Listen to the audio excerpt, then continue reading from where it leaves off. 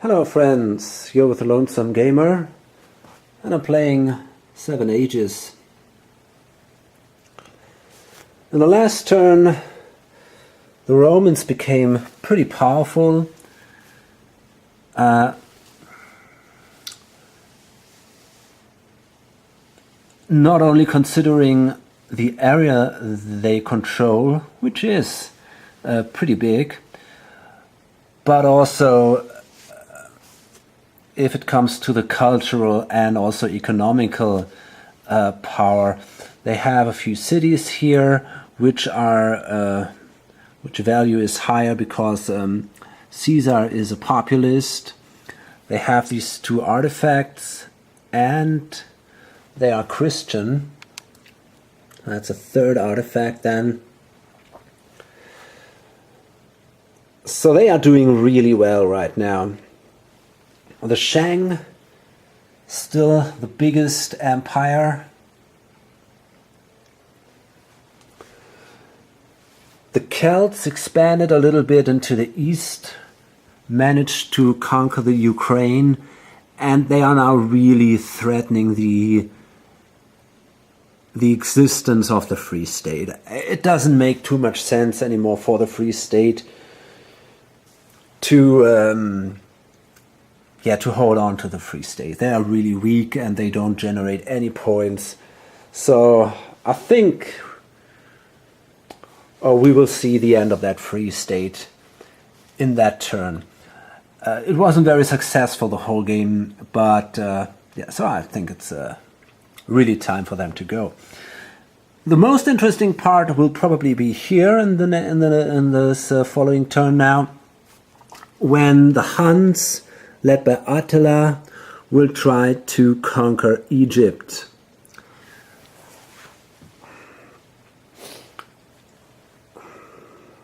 So let's see if they manage to do that. The Egyptians still have a chance. Cleopatra gives them hope that they might manage to defend themselves. But this is really going to be a very, very interesting battle that we're probably going to see. So the first player is the green player, and we start the Starred Empire phase again, and the pink player starts an empire. He controls the Chu and the Chavin, and now he also controls the Melanesians.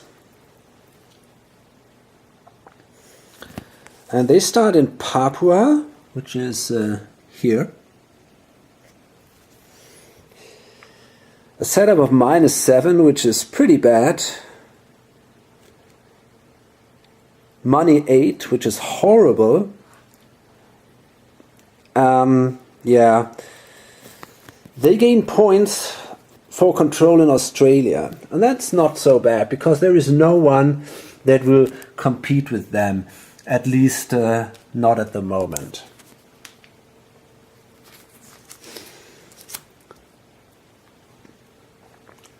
In addition, the pink player plays the copper mine. Play any time to gain 5 money. If played during the target's empire's civilized action, it gains twice this amount. Well, I think it is a good starting boost to have a little more money. So he will play that card right now, especially because they have to compete here with the Polynesians.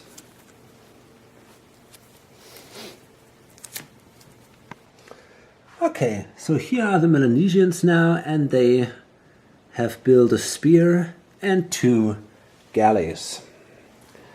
And they kind of made the deal with the Polynesians and said, okay, I go down here and will colonize Australia, maybe the sea here, and the Polynesians can go more here into the Pacific and colonize these islands here, and that's fine for both of them, basically. It's not necessary for them to fight over these sea areas here And the Polynesians, they want a big fleet, so they are not interested in losing ships.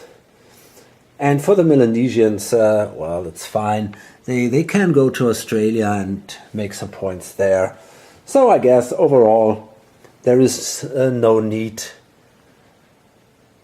to do. There's a lot of space too, so there is no need to do each other any harm, I guess.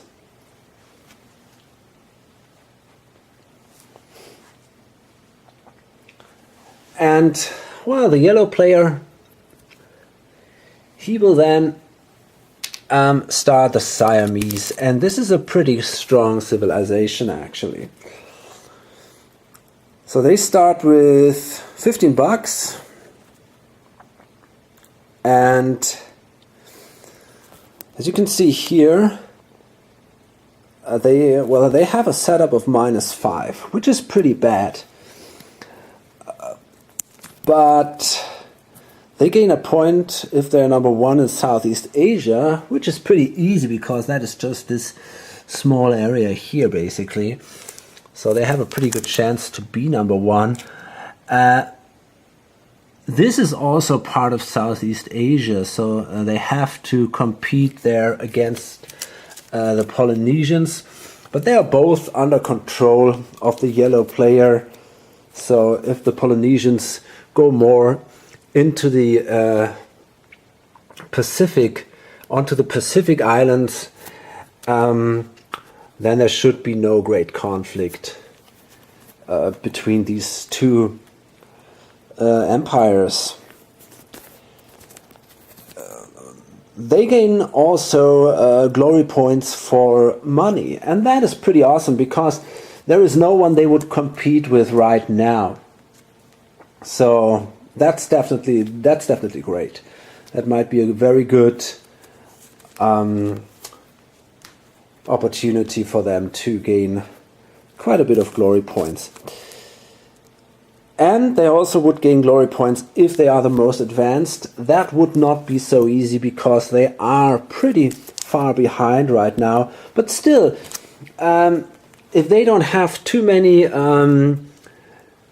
competitors here in Southeast Asia, and I'm not sure why that should happen. Maybe the Shang might do some trouble, but they are also not that interested in Southeast Asia. I mean, they only get points for China, and okay, they gain also point for being biggest in the world. But right now, I don't see any real empire that might challenge the Shang in size. Maybe one day Rome. We'll see about that. Anyway, the Siamese show up now, and they start with $15. Okay, so here we see now the Siamese. So now in East Asia, there's also a lot going on. Now we have now 5 empires in East Asia, although most of them are fairly small.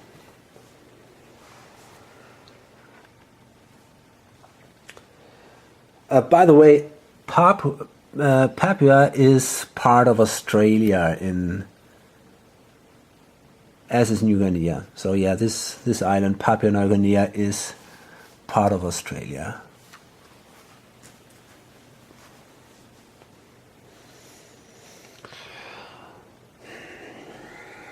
Okay, so that's the end of the Start Empire phase. We come to and by the way, the Siamese didn't spend all their money. They capped $3, hoping that they will get a chance to get a few points for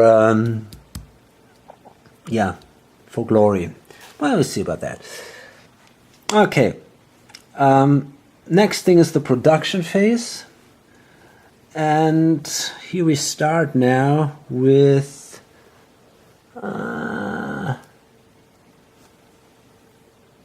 the Egyptians. And that is going to be interesting. They'll do a production.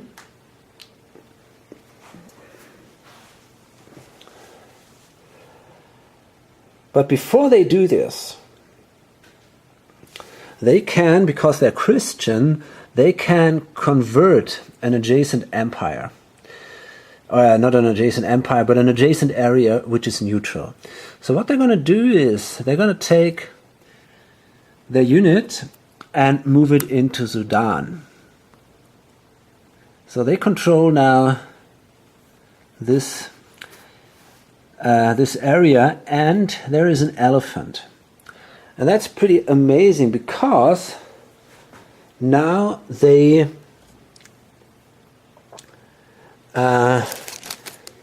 will gain an elephant counter into their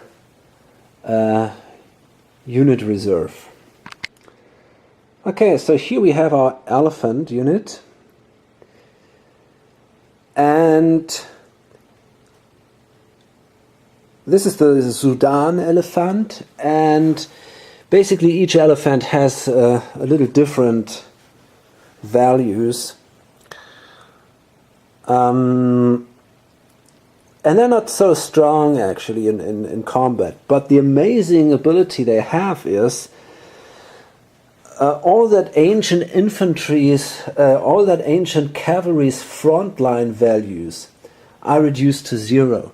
So the chariot, the light cavalry, and the cavalry archer, all these frontline values would be reduced to 0 if the elephant is in the army of one of these competitors. So we're going to place that. That elephant goes to the force pool now, and then let's see. We can do now a production action with Egypt. So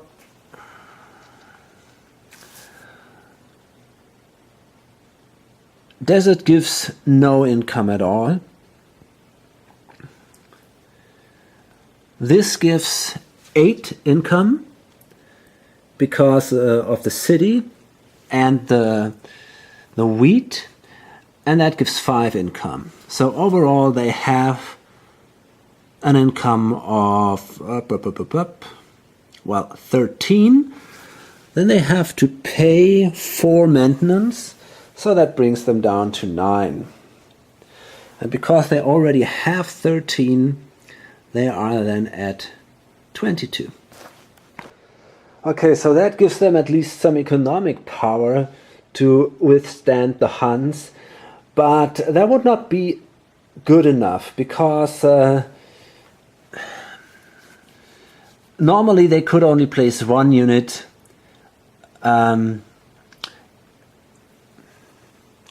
in each area. Okay, they could place 4 here because 3 here because they can place the value of the city, so it's not that bad. Still, now they have the advantage that Cleopatra, she's an administrator, so you can place as many units as you like in the space, in the area where the administrator is. And in addition, the units cost, except of infantry, are reduced by 1 if you have an administrator, and if the administrator is in the capital, which is the case here, then all units cost are reduced by 1. So now with $22 they should be able to gain a pretty decent army. Let's see. Okay, so it's pretty interesting. These chariots cost the Egypt only 3, and then with the administrator they are actually only 2. These guys cost the administrator only 1. So that is all pretty impressive. And they have now a pretty big army here. So they will place these 2 actually here in Nubia, because if I survive this, then on the long run I want to go down here. I have to pay a lot of maintenance for these troops, so I have to expand, try to reach Kenya, and which is fertile, maybe Ethiopia. So that's definitely my long-term goal. All the others now go to Egypt itself, and I even bought a galley, which would give me then the option to control the Red Sea, which is also a valuable area. Okay. Oh my goodness. Here we go. Okay. Absolutely amazing. So I'm pretty convinced that the Huns will not try this attack. I think it's too risky for them. They know that I control the elephant here, so they will probably not attack Egypt.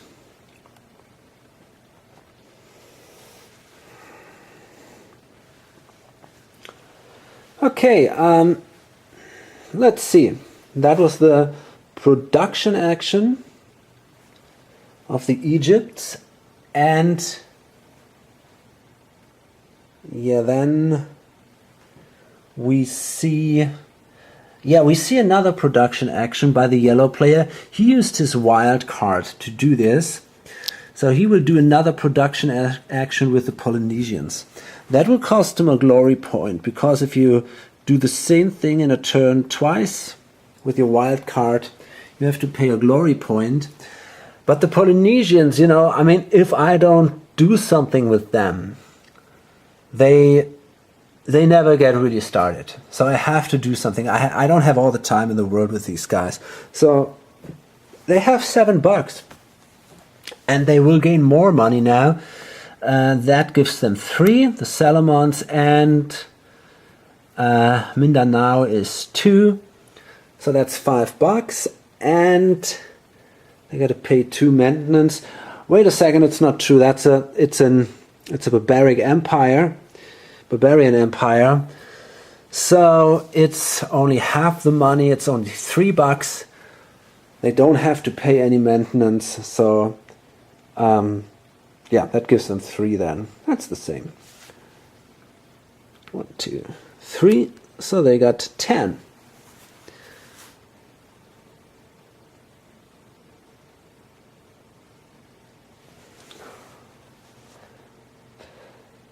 Okay.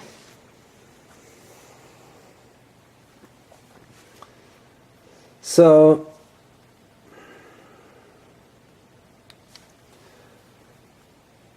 let's see.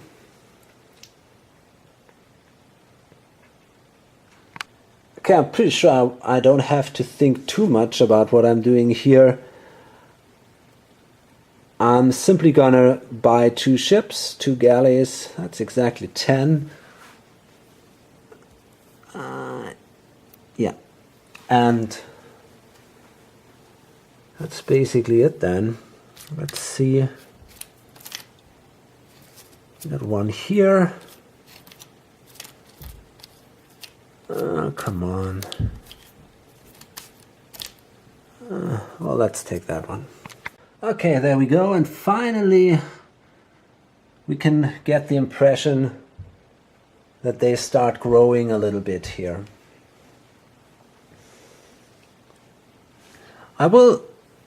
Okay, I can remove this right now.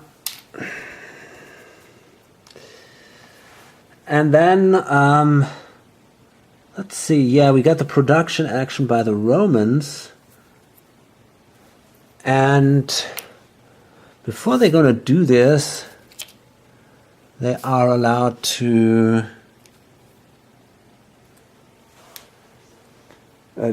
place a religious disorder somewhere, and, well, possibly here, I guess, in the Celts territory. Because they are Christian, they can do this. And then let's see. It's going to be interesting how much they earn. So that Rome itself doesn't count, actually. So we got 1 fertile area, 2, 3, 4. So that's 12. And the Alps is 13. And then we got these cities, and because they're adjacent to a populace, they give an additional point. So they give altogether 4. So that's 17. It's not bad. And in addition, we got a tribute here of 2. So that's 19. That's fine. So let's see if they got something, some special card here. No. So they got to pay maintenance. 1, 2. These are 4. That's 6, 7, 8, 9. Okay, so they earn $10. They had 1 left, so they are at 11, which is cool. Let's see.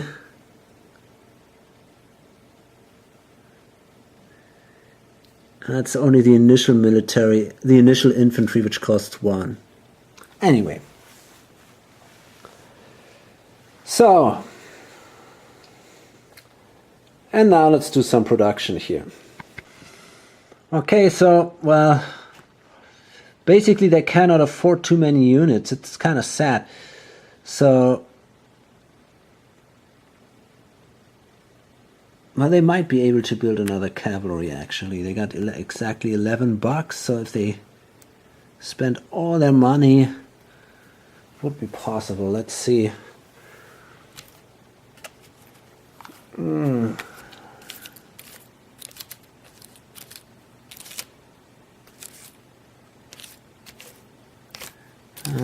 That's not what we want.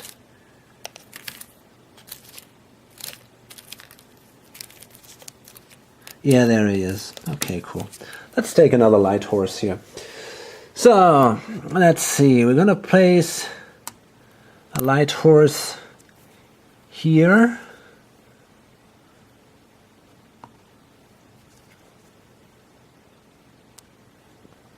I'm going to place that bowman here. And I'm going to place the other light... yeah, why not? I'm going to place the other light horse here in Andalusia. My plan is to move here over Gibraltar to Morocco and then try to get these elephants here in the Sahara. So if the Romans would have elephants, they would be pretty strong in Europe and probably have a good chance to do some real damage to the Celts.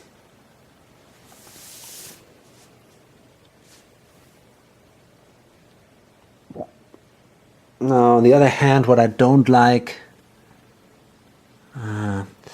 thought about. Okay, I'm gonna place that guy here.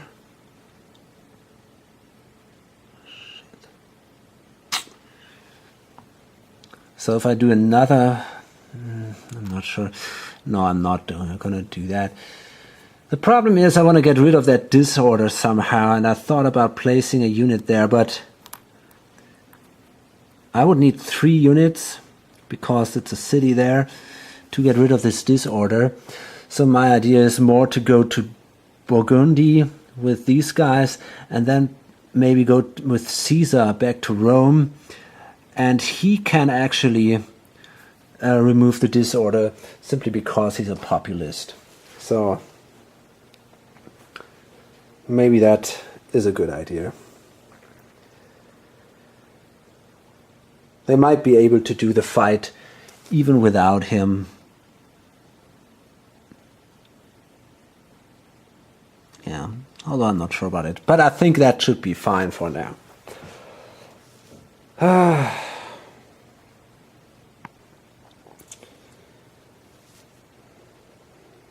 Okay. I think there are not too many units here, so I'm not sure if it makes sense to attack the Celts here in Austria. I think it's better to wait a little bit until we have the elephants. Until then we can We can spread a little bit in Western Europe, and let's see what happens. Okay, so that was the production of the Romans, and yeah, this is the end of the production action then.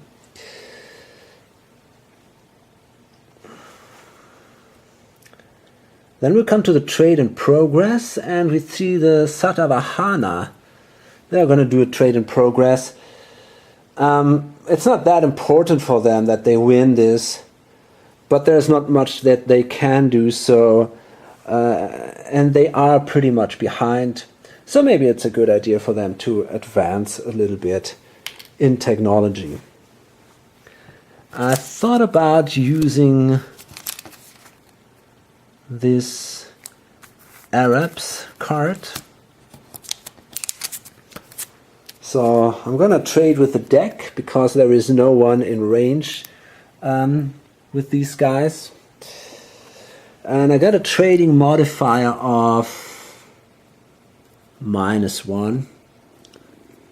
So that gives me a 6 then. And let's see what the deck has. Okay, they have a 2.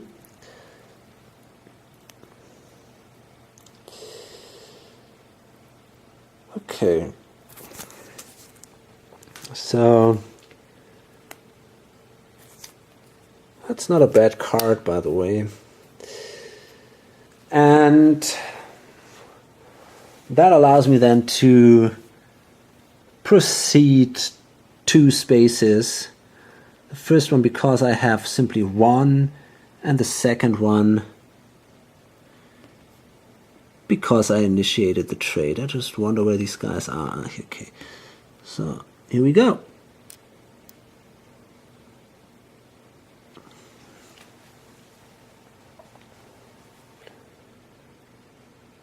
Fine.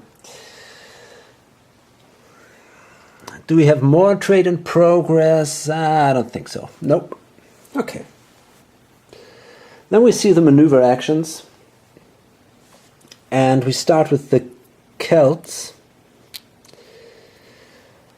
And, well, okay, let's see. What are they going to do? They could consider attacking Caesar with its troops in the Alps. I mean, they can take one of these guys and 3 of these guys, but on the other hand, it doesn't make too much sense.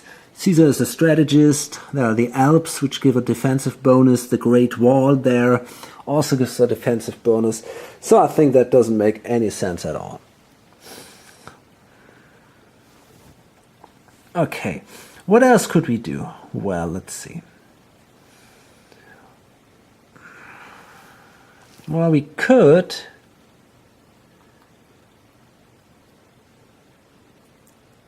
move here to Greece.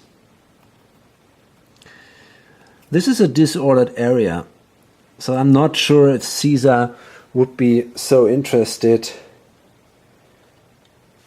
in moving there. So I guess it's I could stay in Greece. I wonder if I should take this guy and move there. If Caesar should attack Illyria, well, we have a fighting value of 5, which might then decimate its army a little bit. In Greece, the only danger that comes is from an invasion at the moment of the Minoans, and that would give me a modifier of 5, because the invasion modifier and the mountain defense bonus. So that would definitely not be a great idea for them to do that. So I think this guy is good enough for defending this area. I also wonder if I should go to Asia Minor, but on the other hand, I think I won't do that. I don't get points for that. It's a fertile area, which is nice, but in the end, I think it's good enough for me to stay there. What I'm gonna do though is I'm gonna attack the Free State. Let's see. Maybe with, yeah, I guess with these guys. So the Ukraine, this guy remains. And then we do an attack here at the Free State with them, and at the Don Basin here, which is also fertile.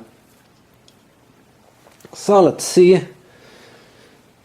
Are there any interesting cards that you have? Not for the Free State, and also not, well, that one. Maybe that one. Play during conflict resolution. During the entire conflict, you decide which side uses which conflict value on the cards played. That's a pretty cool card. But I think I want to keep that card for now, because it's simply just looking too good here. I mean, now that I think about it, it's tempting to use that card to attack the Alps, but I think I won't do it. It's too risky, but maybe later. Let's expand a little bit to the east, and I still can consider doing this during a later turn. So we have now a 7 and a 4, that's an 11, and the other guy only has a 4. So let's draw some cards now.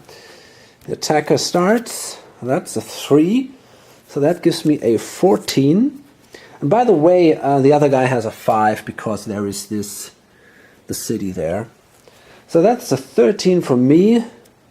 Is that? No, 14. And the other one also has a 3. So that gives him an 8. Okay. Okay, so we have a difference of 6. And that means I can actually keep 3 units. So I haven't lost any units here, which is cool. The city is destroyed. The Hanging Gardens are also destroyed.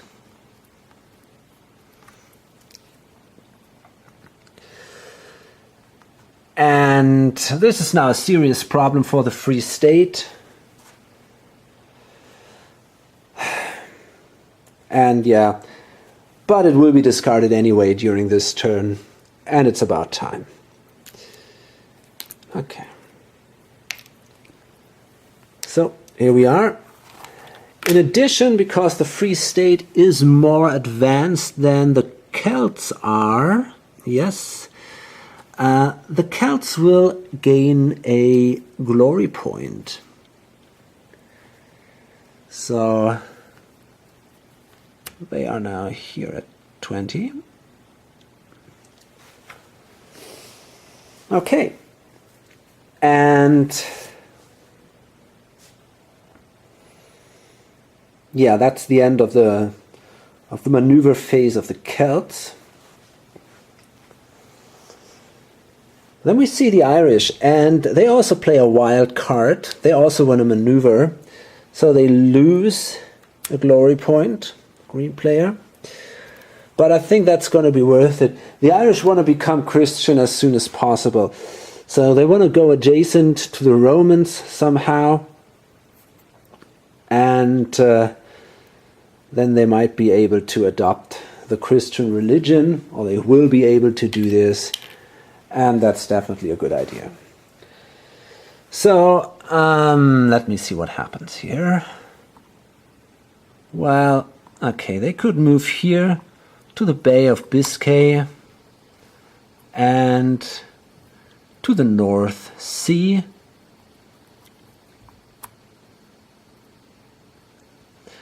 And these two sea areas are also adjacent to Britain. So They want to control Britain, but they are number one in Britain anyway. There is no doubt about that. Okay, well, that was the maneuver action of the Irish. We have also maneuver action of the Minoans here. Before they do that action, because they are Christian, they could consider placing a disorder marker in a non-Christian area, and that will be Greece then.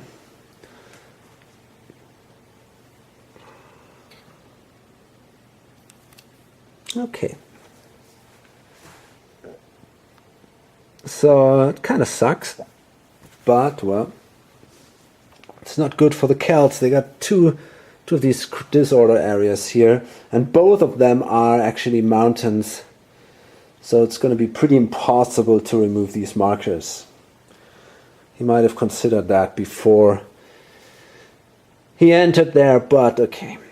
So, and then the Minoans will actually move, and they will move here with a ship to Carthage. You might think, hey, why don't they simply move to the Western Mediterranean to keep their dominance in sea spaces?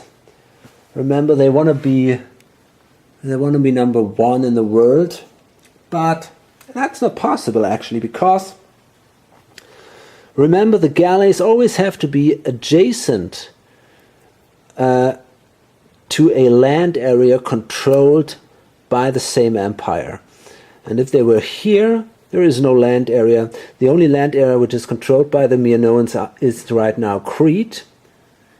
And that means they have first moved to Carthage, control that, and then they can maybe in the next turn, if they have to build something here, some unit or something to keep control here, and then they could move on to the Western Mediterranean in the next turn. They could have also moved to Corsica and Sardinia, but this is the fertile island, so that's actually more interesting. No, actually they couldn't have done that. At the moment they would enter the Western Mediterranean, they would have been destroyed. So they have to move to Carthage here. Okay. So that is then the end of the maneuver action of the Minoans. We see a maneuver action of these Chavin. So it's time that they spread out. They were here now for, I don't know, 2 turns or so without basically doing anything. So let's see that they grow a little bit here. Of course I want to go here to Argentina. Wait a second. Is that possible? No, it isn't. On the other hand, they have a movement of 2. So maybe it is jungle, movement cost 2. No, it isn't possible. Okay, it doesn't matter. It's not that bad. So they can produce and then maybe in the next turn move to Argentina. Fine. That's cool. And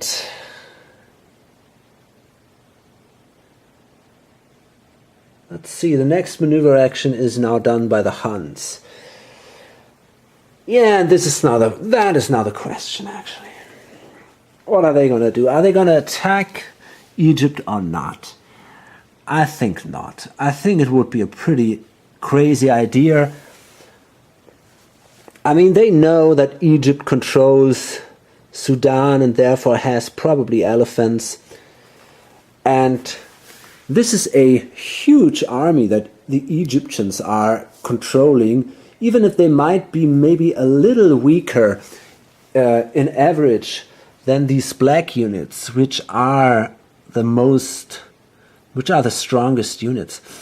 Still, that is a huge army. In addition, there is here the city, which gives even more defensive points.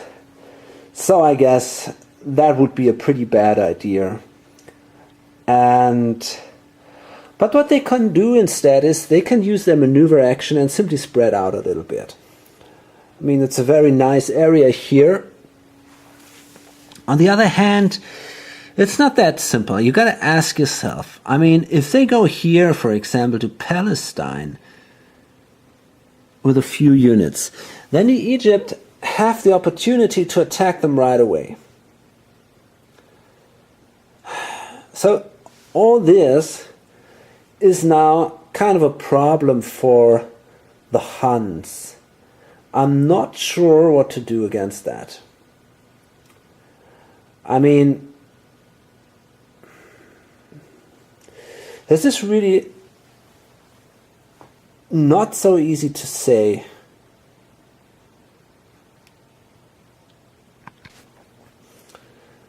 Okay, I think what I'm going to do right now is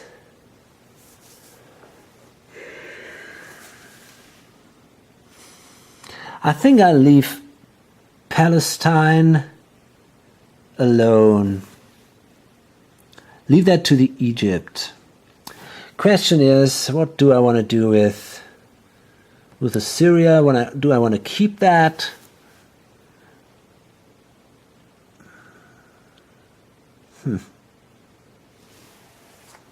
Damn, I don't know.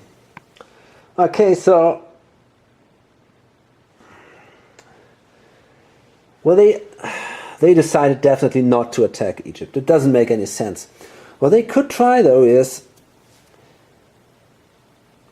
spreading out here and settling here is, in my opinion, also a pretty bad idea, because Egypt is now that strong. They want to expand. There is no doubt about that. That's something they have to do. They're going to expand. They're going to grab these fertile regions. They have the elephants, and it's going to be pretty hard for the Huns to fight these elephants. So I guess they won't stand a chance against the Egypt. And they can't also build any fortress or cities.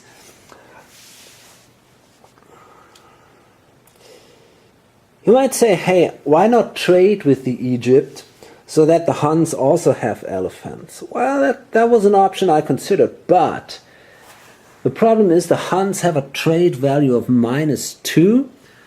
The Egypt, they have a trade value of 0.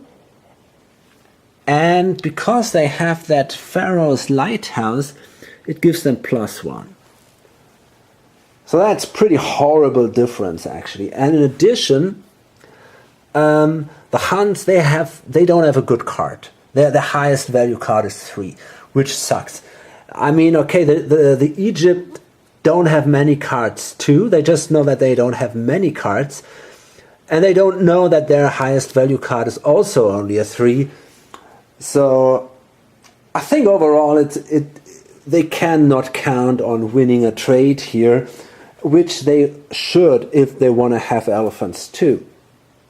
So I guess what they're going to do is, basically there are 2 options.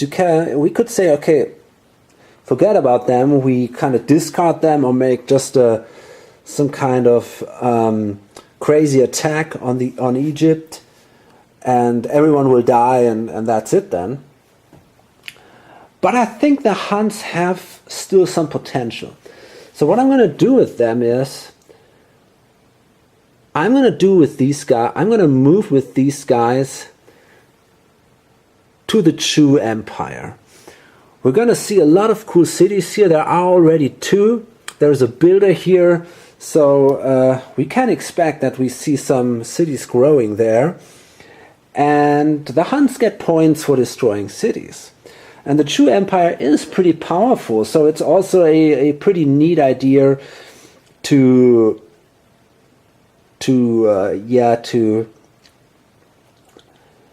do some damage there. And because Attila is a strategist, it's not as far as I first thought. So we could move here 1, 2 spaces now with the first movement action. Well, they all have a movement action of 3, by the way. These are all horses. Okay. So yeah, they can do their first movement, and then because it's a strategist, he would gain another movement that will bring them here to Parthia. But then the next turn, actually, they can move here through West Siberia. 1, 2, 3, to West Siberia. 1, 2, 3 spaces with the first action, and then 1, 2 spaces with the second. So actually in the next turn, they will be able to attack Shanxi and gain their next 3 points. So I guess that's pretty cool. That's what we're going to do. Let's move these guys here to Parthia.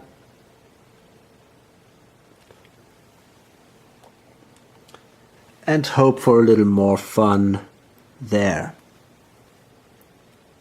I mean, these guys probably won't stay alive forever, but for now they can do definitely quite a bit of damage. Then we see a destiny action by the Minoans. They only have a single card in their hand, and in addition they need some cool empires to start, so they might hold on to the Vietnamese in case the Minoans themselves actually are first. So if they do a trade action in the next turn, we will be pretty soon in ages 3 and age 3, so maybe it will be possible for the Vietnamese to enter play in the near future. Still, this guy wants to find maybe another empire. So let's see. 1, the Spanish, no way here. The Marathas, 2. The Chams. Well, these guys could actually be played. They would show up here, right next to the Siamese. So that's going to be hard, actually. I don't know if that's such a great idea. We'll see about that. So that's 3, 4. The Plains Americans. That's also interesting. They can be played. And a 5. Well, that is a modern state that definitely cannot be played. But we have a few options now. He also drew this Empires Galore card, which allows them to start 2 empires in the same turn. So that's a card I want to remember that will definitely help him because he can start 2 empires. Okay, so that was the Destiny phase, and then we come to the Civilized phase, and we're going to see only a Civilized action by the Chu. And we start with artifacts and events. So let me see what we got here. These are all kind of combat things. Okay, Confucianism cannot be played yet because the Chu are still in H1. So they won't play anything here. They could promote a leader. Let's see if they can have a second leader. Yes, they can. I mean, this guy will die at the end of the next turn, but still, maybe he gives a little bonus for that turn. So that is an artist. Well, that could be interesting, but it doesn't really help right now, actually. The artist would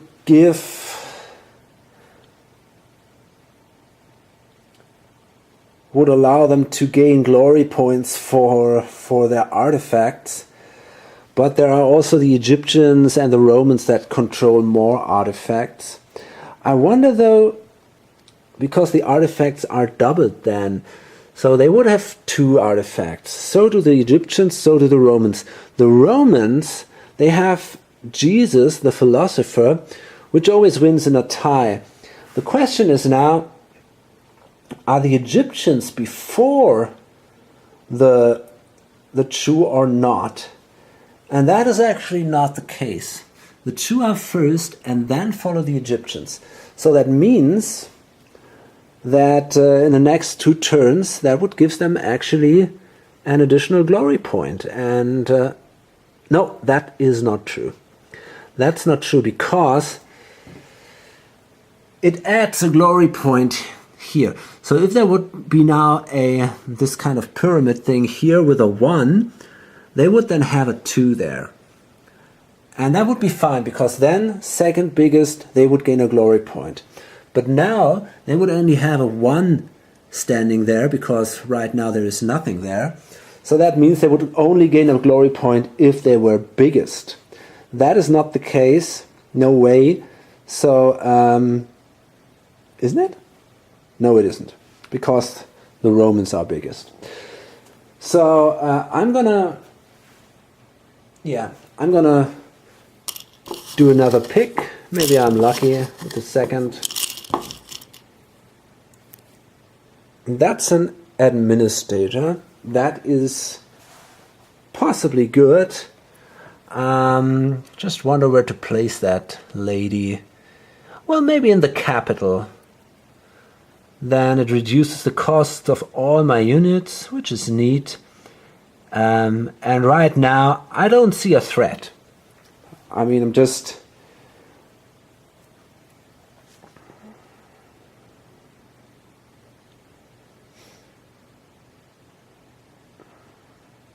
On the other hand, I mean, I can see that these guys are coming.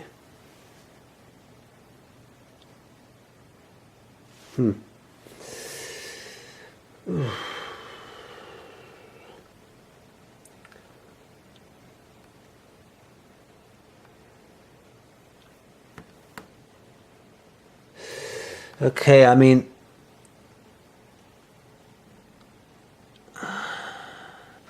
Still, I mean, I can also see that they can attack right away in the next turn this city. So this is where the administrator wants to be. In the other case, they cannot attack cities. They can only attack mountains. So that's probably the goal of the Huns. Okay, well, not great. It can help them quite a bit. So let's see, what else can we do? Adopt religion or government. No, there is no one nearby, so there is no way to adopt a religion or government. Urbanize. That is definitely something we want to do. We have the builder here, so that means he can level up this city to 3, to a level 3 city. Usually that won't be possible, but because it's a builder, he can level up a city if the new level would be allowed in the next age. And then we can build, well, basically we could build, let me see, we could build 2 other cities on fertile land, because there is already one here. That's impossible. We cannot level this city up because the builder is not there. We can place one here, but we could also simply place a single city somewhere in a mountain.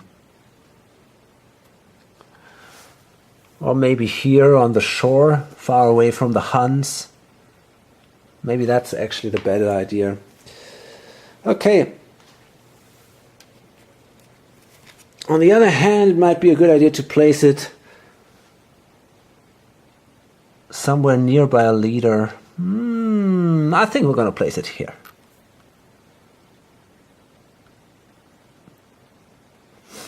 Okay.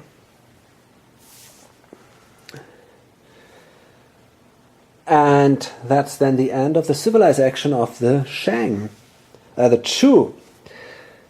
Finally, the discard empire phase, and yes, the Free State will go.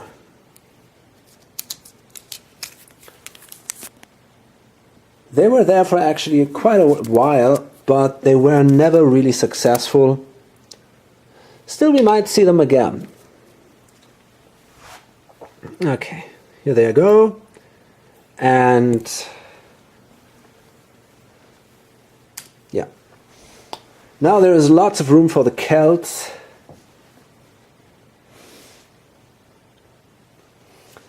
And well, yeah, let's see about that.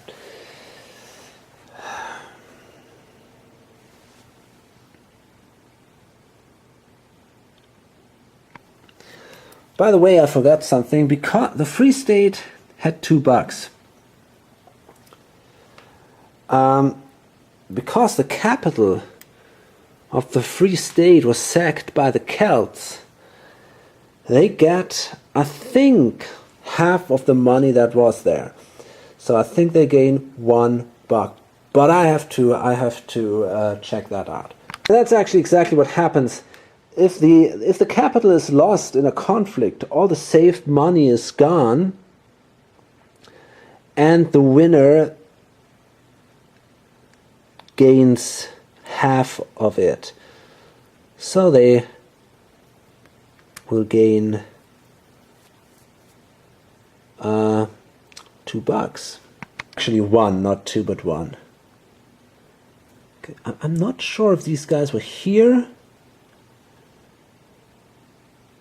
I don't know. I think they spent all their money, or maybe all but 1, I guess, but I'm not absolutely sure about that. Okay. So anyway, and these markers go away. And then we're going to move on here on the progress track. And now the Minoans enter a dark age. So what does that mean? Well, it means that they only earn half the glory points. This is my house rule, because I don't want to stay them forever in this dark age. And this is sometimes what happens if you follow the normal rules, where there are basically no consequences except that you're not allowed to move on the progress track.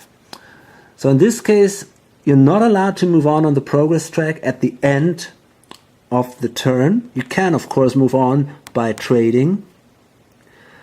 But you also only gain half your glory points to give you a little more motivation to move on.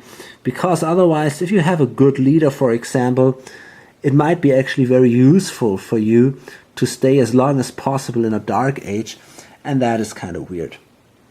Okay, then here, the Irish and the... Who are these guys?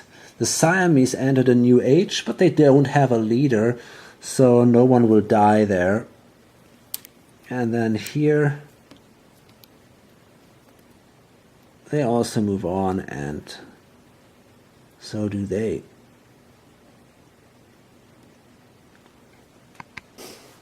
Okay,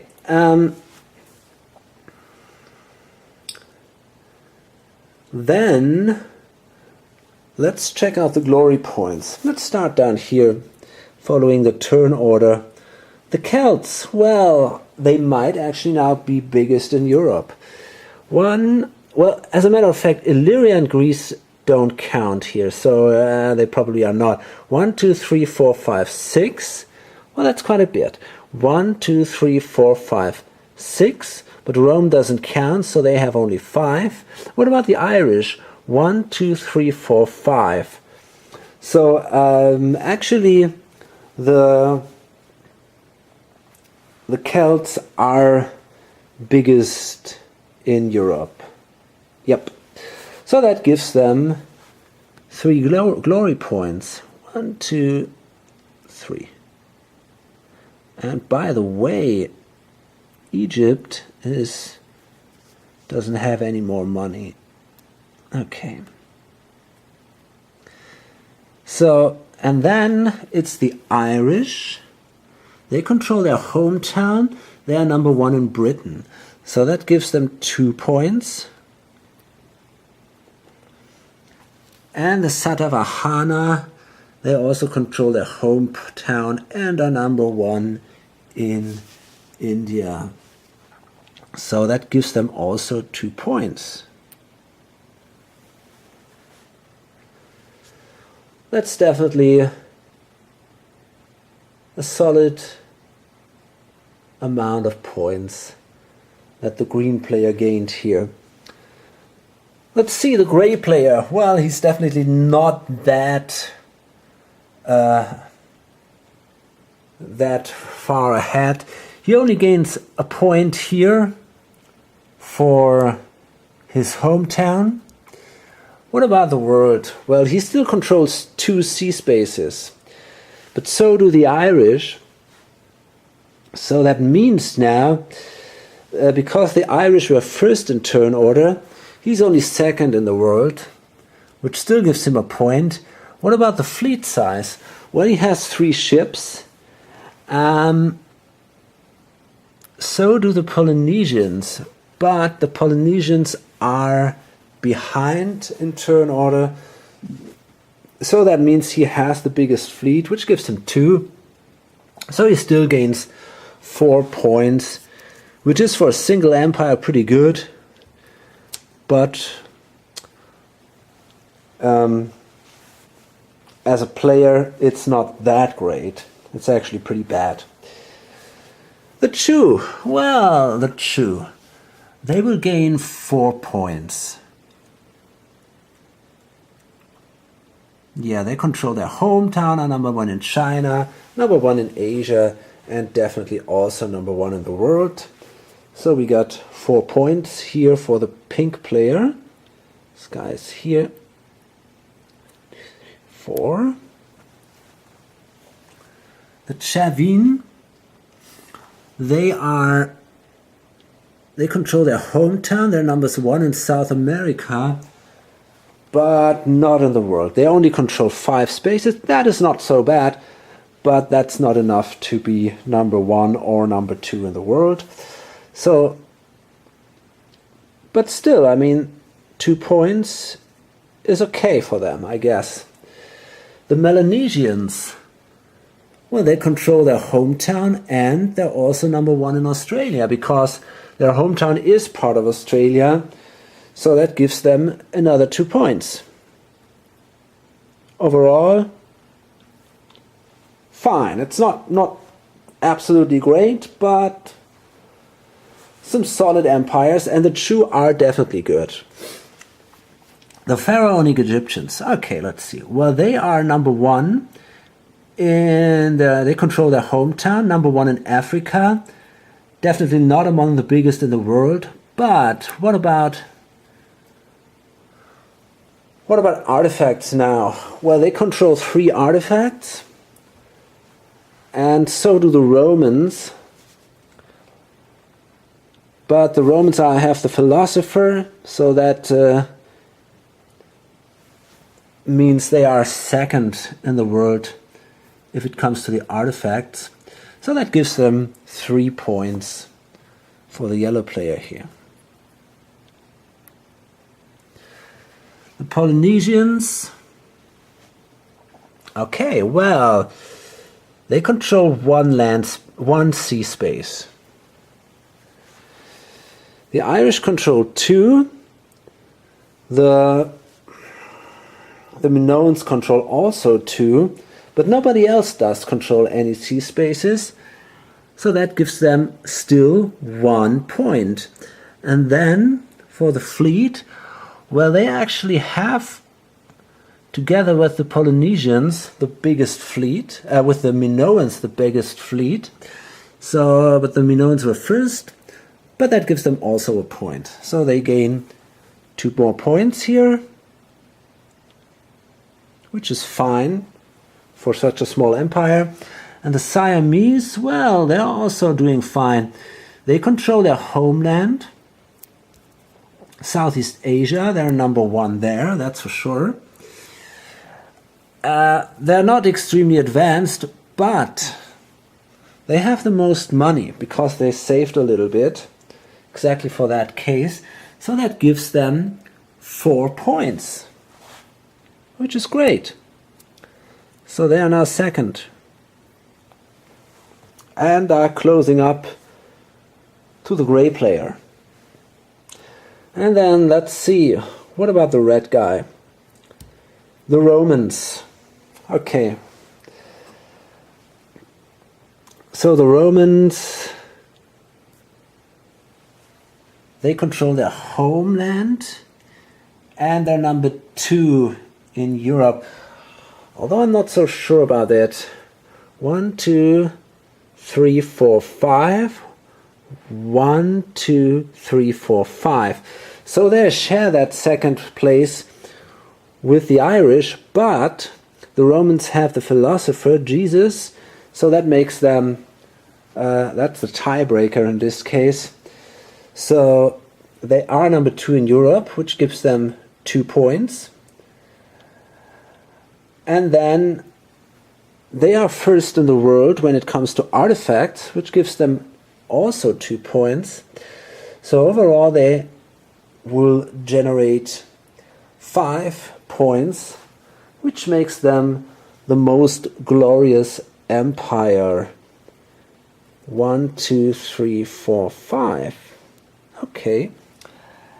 But the Huns, well, they don't generate any points right now. Because, well, yeah, no points for the Huns here. Okay, so that's the end of that turn.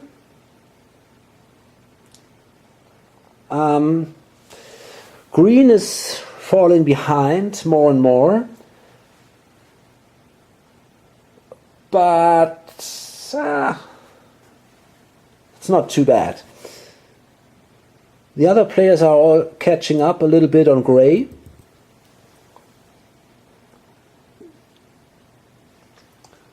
And what happened on the board? Well, as you can see, the Shang are still flourishing. They are doing very well. They have a lot of income, lots of cities, very big land area here. But down here we see the Huns. But it's not going to be that easy to wipe the Chu out. I always say the Shang, the Chu out, just like they did with the Sumerians or the Assyrians. There will be definitely a difference. These guys are much harder to destroy. We have everywhere mountains. They have a lot of money. So this is not going to be that easy. On the other hand, there are also more points to gain. We have a few 3-point cities here, so that can be very interesting for them. The Celts are doing great here in Eastern Europe. They can spread out even more. They have this problem here with these religious disorder thing, but okay, I mean, they have to live with that, I guess. That's not great. I think for now there is nothing they can do against that. The Irish, they will probably adopt Christianity in the next turn, and that will give them a few additional points then. Well, about these smaller empires here, they are also promising, and Egypt, of course. I mean, they have now so many troops, it's ridiculous. They can now basically conquer the whole Middle East, all these fertile areas here, become a real powerful empire, and maybe even become one of the biggest empires in the world, which would give them also some more glory points. So that's extremely tempting opportunity here for the Egypt. Okay, well, hope to see you then in my next video or on lonesomegamer.com. Until then, bye.